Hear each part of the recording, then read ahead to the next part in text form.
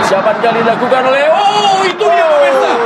ไปเจอกับเมียนมานะคะก็อยากได้แชมป์ค่ะก็พยายามอย่างที่สุดค่ะต้องขอบคุณ Wah, wah, wah, bisa gemparkan Asia Tenggara. Malaysia U23 ketahuan lakukan pencurian umur ke satu sosok pemain berinisial AH. Madam Pang langsung beri pernyataan dan peringatan keras agar laga Timnas Indonesia U23 vs Malaysia diulangkah? Benarkah kabar tersebut? Yuk simak video ini sampai selesai. Jangan lupa klik subscribe supaya dapatkan berita terbaru dari kami. Dilansir dari web Fiksi Garuda, dikabarkan bahwa kontroversi besar mencuat usai laga Timnas Indonesia U23 melawan Malaysia U23 dalam lanjutan fase grup Piala AFF U23 di Stadion Utama Gelora Bung Karno, Senin malam 21 Juli 2025. Bukan soal skor akhir, namun keikutsertaan pemain Malaysia bernama Aisar Hadi yang memicu dugaan serius soal kecurangan umur kembali jadi sorotan tajam. Aisar Hadi tampil sebagai starter dalam pertandingan tersebut dan bermain solid sebagai bek tengah. Namun, publik dibuat tercengang dengan postur fisiknya yang dinilai tidak mencerminkan pemain berusia 22 tahun sebagaimana tercatat dalam data resmi. Kecurigaan mencuat sejak lagu kebangsaan dikumandangkan ketika kamera menyorot wajah dan perawakannya yang terlihat jauh lebih dewasa dari rata-rata pemain U23. Dugaan ini bukan yang pertama. Aisar telah berkali-kali disorot dalam ajang-ajang usia muda sebelumnya, termasuk saat menjadi pemain terbaik dalam Piala AFF U19 tahun 2022. Menyikapi kontroversi ini, dua tokoh penting sepak bola Asia Tenggara, Nualpan Lamsam atau yang dikenal sebagai Madam Pang dari Thailand, serta Ketua Komite Fair Play AFF, Tawat Chai Damrong Ongkratkul, melontarkan pernyataan keras dan mendesak tindakan tegas terhadap Federasi Sepak Bola Malaysia. Mereka menilai keikutsertaan pemain yang diduga melakukan pencurian umur adalah bentuk nyata pengkhianatan terhadap nilai-nilai fair play dan integritas olahraga. Ini bukan sekadar pelanggaran administratif, ini adalah bentuk nyata penipuan kompetisi yang merusak tatanan sportivitas di kawasan ASEAN. Jika tuduhan ini benar, maka laga semalam tidak sah secara moral maupun hukum turnamen, tegas Madam Pang dalam konferensi pers yang digelar darurat di Bangkok, Selasa pagi. Fakta bahwa Aisar Hadi sudah bermain secara profesional sejak 2019 dengan fisik yang hampir identik menimbulkan pertanyaan besar. Saat itu, ia seharusnya masih berusia 16 tahun. Kini, meskipun masih tercatat sebagai pemain kelahiran 2003, Aisar telah menjadi kapten Johor Darul Takzim Tua dan membawa timnya menjuarai kasta kedua Liga Malaysia. Kondisi ini memperkuat dugaan bahwa ada pemalsuan data usia yang selama ini ditutupi. Madam Pang, yang selama ini dikenal sebagai sosok vokal dalam urusan etika olahraga, menegaskan bahwa Asia Tenggara tidak boleh lagi membiarkan praktik semacam ini dibiarkan terjadi. Ia menuntut audit mendalam terhadap dokumen dan rekam jejak Aisar Hadi, termasuk jejak digital dan catatan medis masa lalu. Menurutnya, hanya melalui penyelidikan transparan dan menyeluruh, publik bisa percaya kembali pada kejujuran kompetisi usia muda. Pernyataan serupa datang dari Tawat Chai Damrong Ongkratkul yang menyebut bahwa pertandingan antara Indonesia U23 dan Malaysia U23 harus diulang sesegera mungkin apabila terbukti ada manipulasi usia oleh salah satu pemain Malaysia. Ia bahkan menyarankan AFF untuk memberikan sanksi berat kepada Malaysia jika dugaan ini terbukti benar. Laga tadi malam harus diulang dan Malaysia harus menerima hukuman berat jika terbukti memanipulasi data usia pemain. Kita tidak sedang berbicara soal hasil pertandingan, kita berbicara soal kejujuran dalam berolahraga, ujarnya dalam pernyataan tertulis yang juga disampaikan kepada AFC. Tawacai mendesak AFF untuk tidak lagi bersikap pasif terhadap isu yang telah berulang kali muncul. Ia merujuk pada kasus serupa yang melibatkan Aisar Hadi di Piala AFF U19 2022 yang saat itu bahkan sempat viral karena FA Malaysia mengunggah foto sang pemain saat sudah bermain di level profesional pada usia yang masih belum seharusnya. Saat itu pun tidak ada klarifikasi memadai dari FA Malaysia dan isu ini perlahan hilang begitu saja tanpa sanksi atau penyelidikan resmi. Kini, situasinya menjadi semakin genting karena dampaknya dirasakan langsung oleh Timnas Indonesia. Laga semalam berakhir tanpa gol, di mana Aisar Hadi berperan besar dalam menjaga lini belakang Malaysia dari gempuran serangan Jens Raven dan kawan-kawan. Jika terbukti bahwa Aisar bermain secara ilegal, maka seluruh hasil pertandingan tersebut bisa dikatakan tidak sah. Dari Indonesia sendiri, sejumlah pengamat dan netizen turut menyoroti masalah ini. Banyak yang menuntut agar PSSI mengajukan protes resmi kepada AFF dan AFC. Di media sosial, seruan untuk menyelidiki ulang usia Aisar Hadi menjadi topik hangat, didukung dengan bukti visual dan jejak karir sang pemain yang telah beredar luas sejak 2019. Tak hanya masyarakat Indonesia, media olahraga dari Vietnam dan Thailand pun telah sejak lama meragukan usia Aisar. Media Vietnam bahkan merilis artikel investigatif yang mempersoalkan penampilan fisik dan riwayat pertandingan Aisar sejak usianya masih diklaim 16 tahun. Media dan penggemar Laos dan Singapura juga angkat suara meminta AFF bertindak tegas agar kepercayaan publik terhadap turnamen tidak terkikis. Para pengamat menilai AFF kini berada di bawah tekanan besar. Jika mereka kembali membiarkan kasus ini berlalu tanpa tindakan, maka integritas seluruh kompetisi kelompok umur di Asia Tenggara akan tercoreng.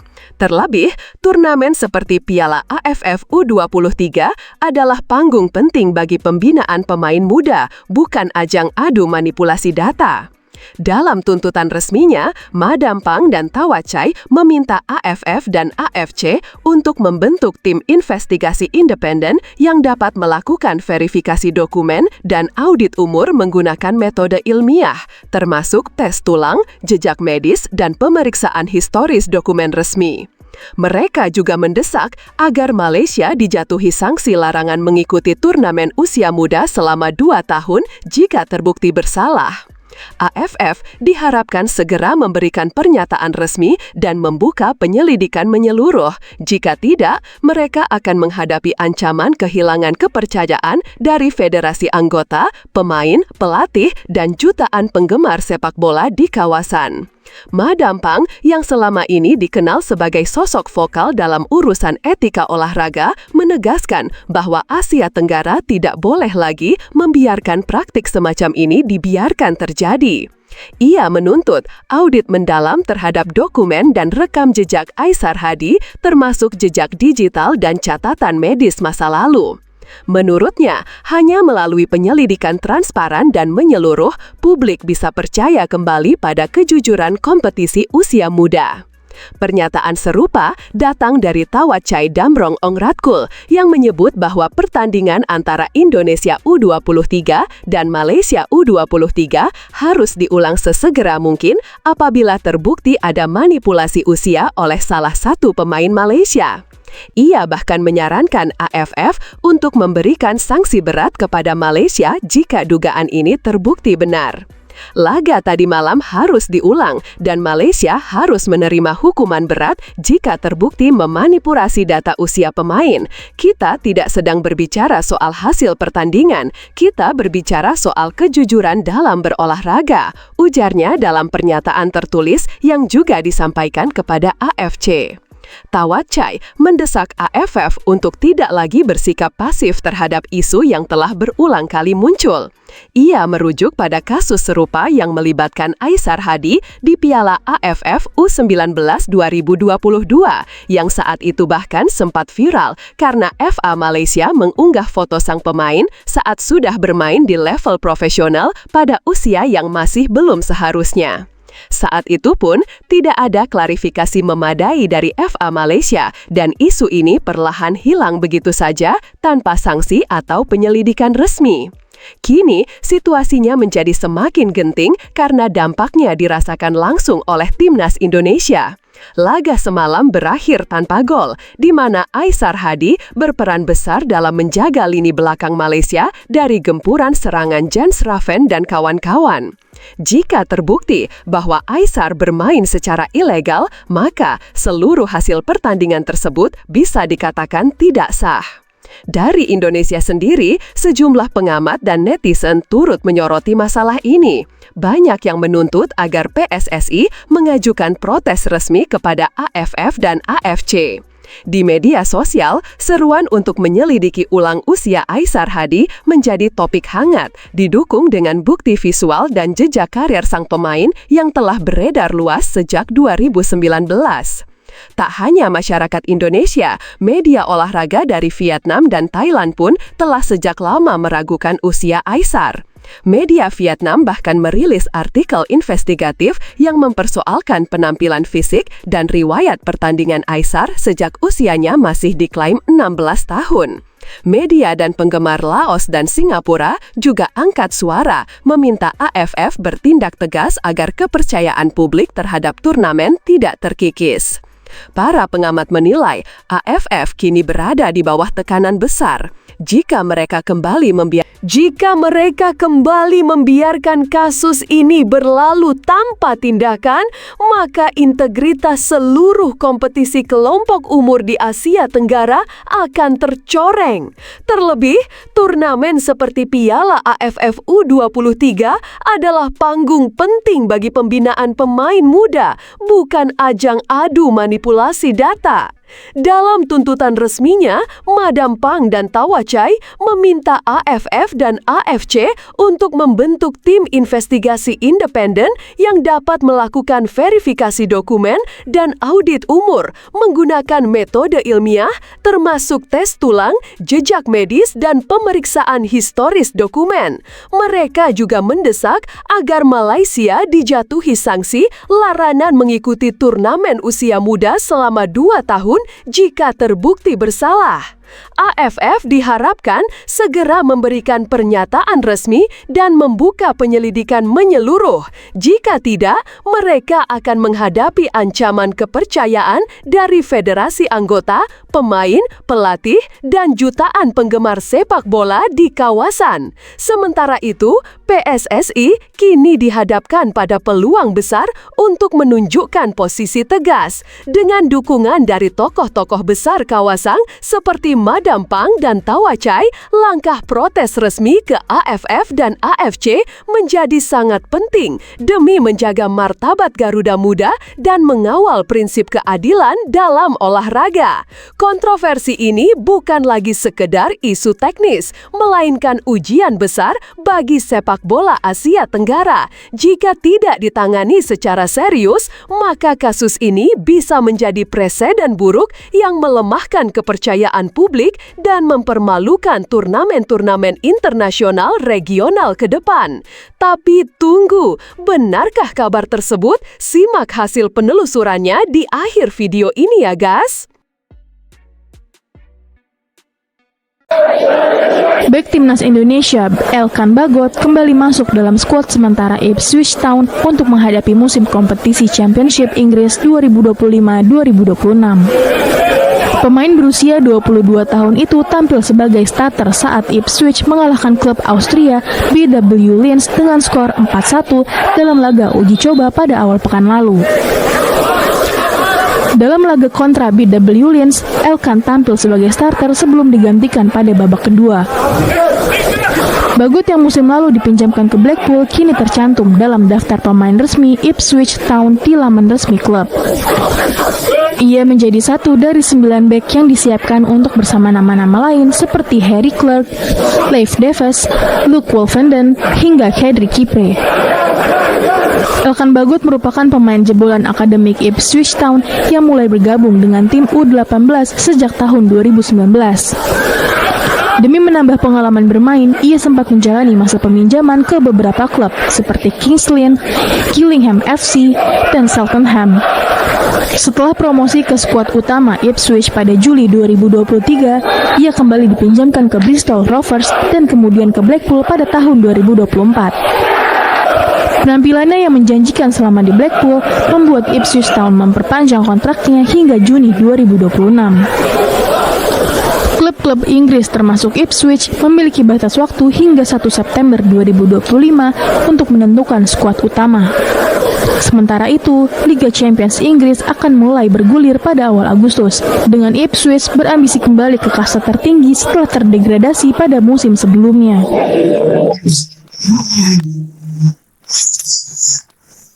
Teka-teki kepindahan pemain timnas Indonesia Nathan Choaon akhirnya terjawab. Nathan resmi bergabung dengan klub kasta kedua Liga Belanda, Willem II Tilburg. Melalui akun media sosial klub, Willem mengunggah proses sign kontrak Nathan.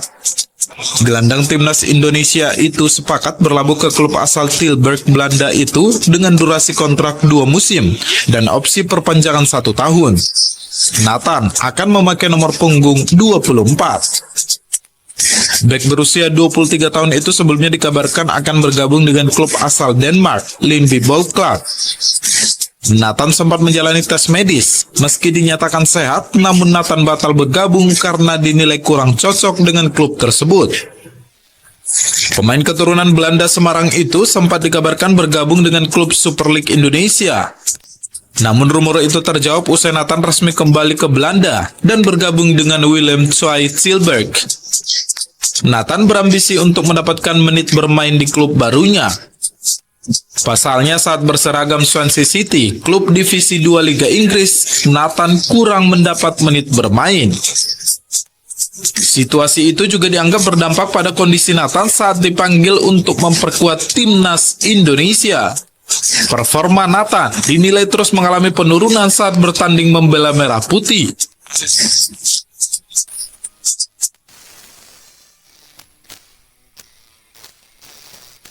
Pertandingan penuh gengsi antara timnas Indonesia melawan Malaysia berakhir dengan skor kacamata pada laga terakhir grup A Piala AFF U23 tahun ini.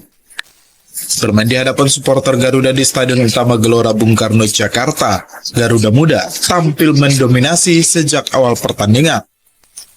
Namun Harimau Malaya juga tampil solid sehingga Merah Putih sulit menembus barisan pertahanan Malaysia. Pada babak pertama, serangan timnas Indonesia yang didominasi dari sisi kanan lapangan tak bisa berbuah menjadi gol.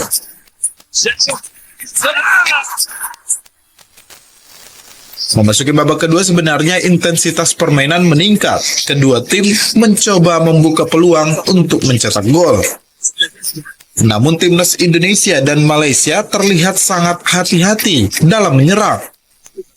Garuda Muda memperoleh peluang emas di menit ke-58 lewat serangan cepat dari Ahmad Maulana dari sisi kanan lapangan. Umpan tarik yang dilesatkan Ahmad Maulana kepada Jens Schrijver masih bisa dihalau kiper Malaysia. Hingga 5 menit pertambahan waktu pada babak kedua, tak ada gol yang tercipta. Berdasarkan hasil statistik pertandingan, penguasaan bola 2 kali 45 menit pertandingan didominasi Garuda Muda dengan 67%. Sementara Malaysia hanya 33%. Tendangan on target, Indonesia 3 peluang, sementara Malaysia hanya 1 peluang. Pertandingan ini juga syarat dengan pelanggaran. Wasit terpaksa mengeluarkan kartu kuning sebanyak 7 kali. 4 kartu kuning untuk Indonesia dan 3 kartu kuning untuk pemain Malaysia. Meski hasil imbang, Garuda Muda lolos ke babak semifinal usai memuncaki klasemen akhir grup A dengan total 7 poin. Sementara di posisi kedua ada Filipina yang juga lolos ke babak semifinal, usai berhasil mengalahkan Brunei dengan skor 2-0 di laga terakhir.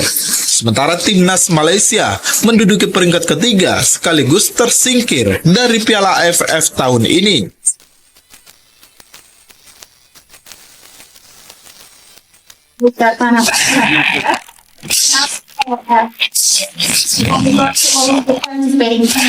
Drawing Piala AFF Wanita U16 selesai dilaksanakan di kawasan Senayan, Jakarta pada Senin kemarin. Hasil undian, Garuda Pertiwi U16 bergabung di grup A bersama dengan Malaysia dan Timor Leste. Kejuaraan ini akan dimulai pada 18 hingga 29 Agustus 2025 di Stadion Manahan Solo, Jawa Tengah. Sekjen AFF Winston Lee mengapresiasi kesiapan tuan rumah Indonesia untuk menggelar kejuaraan ini. Ia mengaku senang atas penunjukan Indonesia sebagai tuan rumah.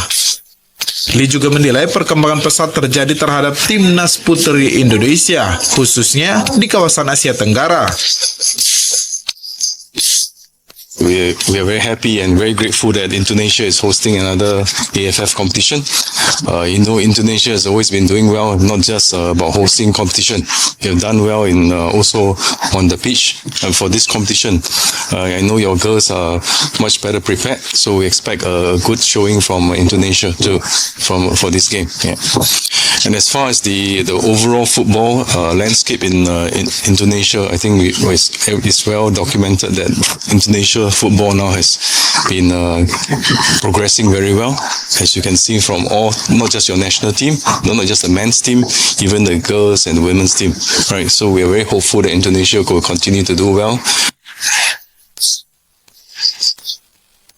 Dan berikut hasil undian grup Piala AFF Wanita U16 2025.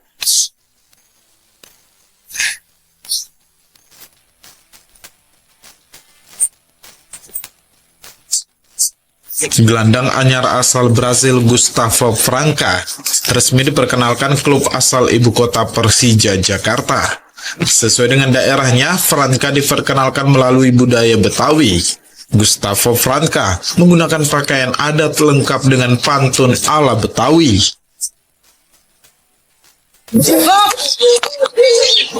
Bang, rumah ketuaan jetan tane, roti buaya dipakai dasi. Ay nggak tahu abang datang dari mana mau kemana. Masuk kampung ay kudu permisi.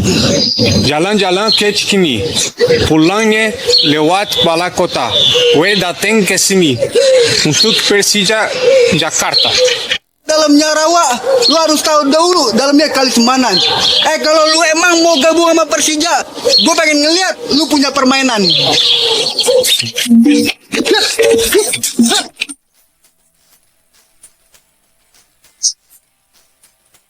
Gelandang asal Sao Paulo, Brazil ini diproyeksikan memperkuat lini tengah Macan Kemayoran.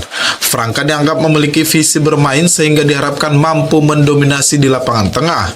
Eksekusi bola mati Franca juga akan menjadi andalan Persija Jakarta di musim depan.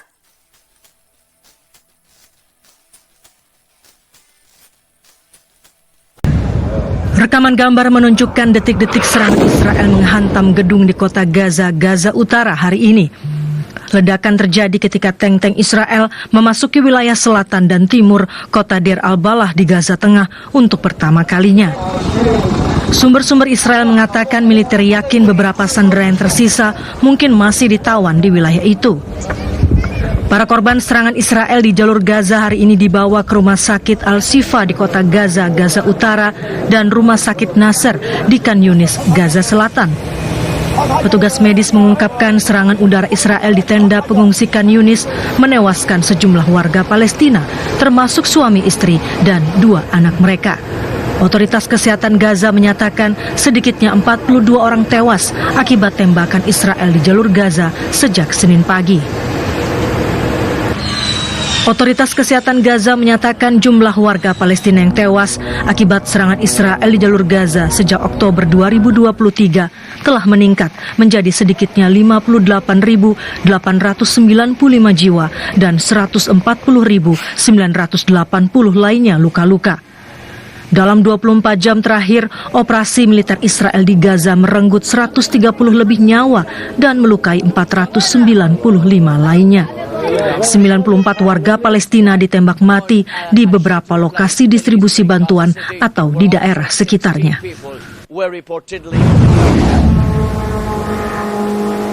Rusia melancarkan serangan drone dan rudal baru ke Ukraina pada Senin malam, menewaskan sedikitnya 1 orang dan menyebabkan beberapa kebakaran di ibu kota Ukraina, Kiev. Wali kota Kiev, Vitali Klitschko, mengatakan tim penyelamat dan petugas medis sedang bekerja di lokasi-lokasi di 4 distrik ibu kota. Serangan Rusia merusak stasiun kereta bawah tanah di pusat Kiev, bangunan komersial, toko, dan rumah. Kementerian Pertahanan Rusia menyatakan tentara Rusia telah menguasai 1 pemukiman di wilayah Donetsk, Ukraina Timur. Militer Rusia melanjutkan operasi ofensif di berbagai front, menyerang infrastruktur energi Ukraina, bengkel perakitan drone, dan titik penempatan sementara pasukan Ukraina, serta tentara bayaran asing. Sistem pertahanan udara Rusia mencegat dan menghancurkan 2 bom udara, 4 roket, dan 364 drone Ukraina.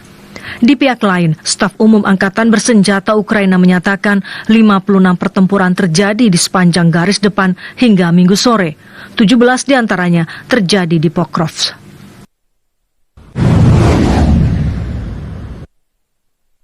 Pemimpin geng Ekuador, Jose Adolfo Maciá Villamar yang dikenal sebagai Vito, telah dibebaskan dari penjara menjelang ekstradisinya ke Amerika Serikat.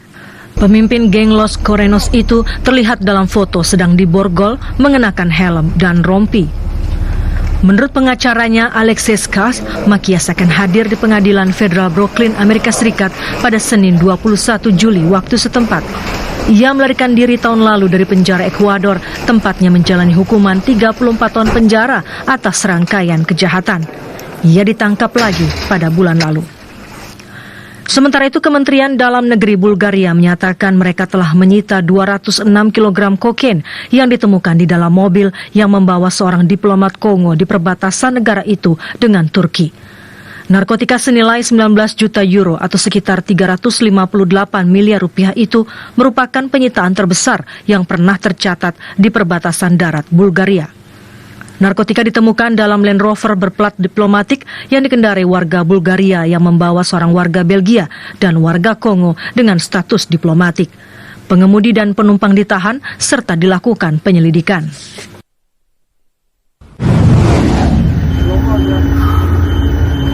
Petugas pemadam kebakaran Turki berjuang memadamkan api yang berkobar di wilayah barat laut negara itu yang memaksa evakuasi di 2 desa. 12 helikopter dan 6 pesawat dikerahkan untuk memadamkan api hingga Senin. Gubernur Sakarya Rahmi Dogan mengatakan pada Minggu malam bahwa 2 desa telah dievakuasi sebagai tindakan pencegahan dan desa ketiga juga dapat dievakuasi. Hujan deras yang mengguyur Washington DC, Amerika Serikat memicu banjir dan menyebabkan sistem drainase serta kanal meluap memenuhi daerah dataran rendah. Video menunjukkan kendaraan yang terdampar dan puing-puing mengapung di sepanjang Georgia Avenue setelah cuaca buruk melanda ibu kota Amerika Serikat dan sebagian pinggiran kota Maryland. Video amatir saksi mata menunjukkan warga China berjuang melawan angin kencang dan mencari perlindungan di dekat gedung Zhuhai Opera House, Guangdong. Angin kencang melanda saat topan Wipa menerjang wilayah Zhuhai. Video yang direkam oleh seorang saksi mata menunjukkan kedatangan dramatis awan gelap besar di langit di atas kota Zhuhai di provinsi Guangdong, China. Gulungan awan gelap itu muncul saat topan Wipa menerjang daratan negeri itu.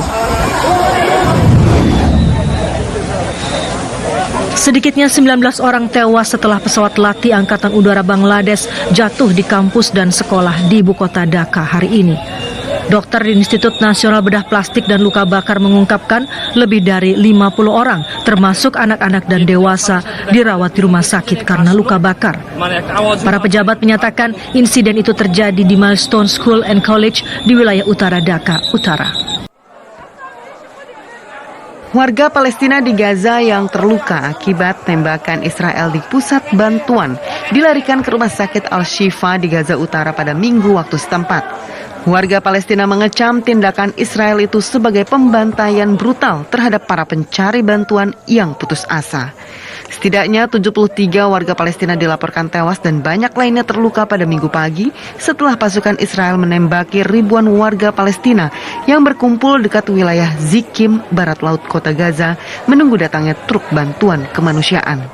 Saksi mata Fatih Al-Ajlah menyatakan situasi saat itu seperti kiamat saat tentara Israel tiba-tiba muncul dan menembaki warga. Saksi mata lainnya Muhammad Labat menyatakan tembakan datang dari segala arah dan ia melihat banyak orang sekarat sementara tidak ada ambulans di lokasi. Para medis Yosef Aldalu menyatakan penembakan Israel yang intens menyulitkan tim penyelamat mencapai lokasi. Raja Belgia Filipe menyebut kekerasan yang sedang berlangsung di Gaza, Palestina sebagai aib bagi kemanusiaan. Berbicara pada peringatan Hari Nasional Belgia di Istana Brussel, Raja Filipe menyuarakan dukungannya terhadap seruan Sekjen PBB Antonio Guterres untuk segera mengakhiri krisis yang tak tertahankan ini. Meski kecaman internasional terus meningkat, termasuk seruan baru dari Paus Leo ke-14 untuk segera mengakhiri perang, para pemimpin Uni Eropa belum mengeluarkan langkah-langkah baru sebagai tanggapan. Pada 15 Juli, para menteri luar negeri Uni Eropa mengakui situasi hak asasi manusia yang menghancurkan di Gaza, namun tidak sampai menjatuhkan sanksi kepada Israel. Sementara itu, Presiden Kolombia Gustavo Petro mengkritik perusahaan yang melanggar larangan ekspor batu bara ke Israel. Pada pidato peringatan 215 tahun kemerdekaan Kolombia, di hadapan Kongres, Petro menyatakan perusahaan tambang batu bara Amerika Serikat Diamond dan Glencore yang berbasis di Swiss dan memiliki kegiatan ekstraksi batu bara di Kolombia melanggar larangan ekspor batu bara ke Israel meski ada larangan ekspor. Presiden Kolombia memutuskan hubungan dengan Israel dan menghentikan semua ekspor batubara pada 2024 akibat perang Israel di Gaza, konflik yang disebut Petro sebagai genosida. Truk dan traktor akibat menurunnya ekspor kendaraan tujuan Amerika Serikat menyusul tarif baru yang diumumkan Presiden Donald Trump. Data pelabuhan menunjukkan penurunan sebesar 15,9% dalam pengiriman kendaraan baru ke Amerika Serikat pada paruh pertama 2025.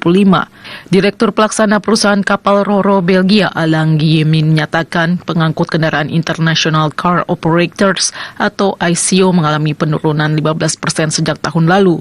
Terminal ICO di Pelabuhan Belgia saat ini mencapai 85% dari kapasitasnya. Pemerintah Belgia bersama perwakilan industri otomotif telah menghabiskan waktu berbulan-bulan untuk membujuk Washington agar menurunkan tarif 27,5% untuk impor mobil Eropa.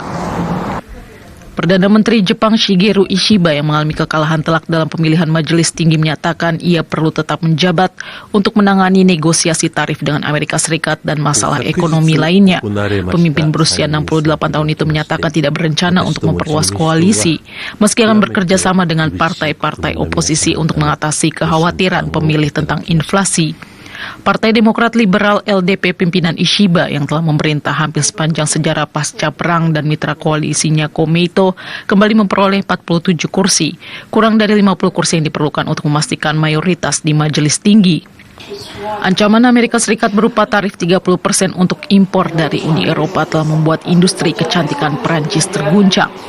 Ekspor kosmetik ke Amerika Serikat pada 2024 bernilai hampir 3 miliar euro atau sekitar 57 triliun rupiah, mewakili 12% dari seluruh ekspor. Anne-Marie Gabelika, pendiri kosmetik Ulushong, menyatakan ekspor merupakan jalur penting bagi merek kosmetik Prancis yang beberapa diantaranya hanya dijual di luar Prancis. Le Rouge Francais, spesialis produk kecantikan berbasis tumbuhan dengan produk lipstik premiumnya yang ditunjukkan untuk ekspor, 25% diantaranya ke Amerika Serikat sedang mempertimbangkan untuk menyalurkan impor melalui perusahaan Amerika Serikat guna mengurangi dampak tarif. Memerintahkan tinjauan ini setelah terjadi pencemaran limbah besar-besaran di sungai dan danau. Warga marah karena pencemaran terus terjadi tanpa tindakan tegas. Perusahaan air terbesar di Inggris, Thames Water, kini berada di ambang kebangkrutan. Perusahaan ini berpotensi menghadapi denda 1,4 miliar pound sterling atau sekitar 30,7 triliun rupiah akibat pencemaran selama 5 tahun ke depan. Laporan ini dipimpin mantan wakil gubernur Bank Sentral Inggris John Cunliffe. Ia menyebut sistem pengawasan keuangan dan lingkungan yang terpisah telah gagal. Ia mengusulkan satu lembaga baru yang bisa mengatur investasi, tarif pelanggan, dan perlindungan lingkungan secara menyeluruh. Inggris diperkirakan membutuhkan lebih dari 100 miliar pound sterling atau sekitar 2.193 triliun rupiah untuk membenahi infrastruktur air dalam 5 tahun ke depan. Konsumen pun diperkirakan harus membayar tagihan lebih tinggi, rata-rata naik 36%. Menteri Lingkungan Inggris Steve Reed dijadwalkan mengumumkan reformasi menyeluruh dalam waktu dekat. Pemerintah juga diharapkan memberi arahan yang jelas untuk menarik investasi dan menjamin stabilitas sektor ini.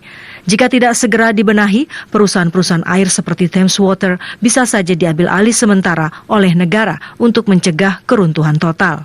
Setelah ditelusuri oleh admin, berita pertama tadi hanya karangan ya guys. Tujuannya untuk edukasi penonton karena mulai marak berita karangan yang menyebar di YouTube. Penulis juga sudah memperingatkan agar hati-hati sebelum menyebarkan video ke kawan-kawanmu.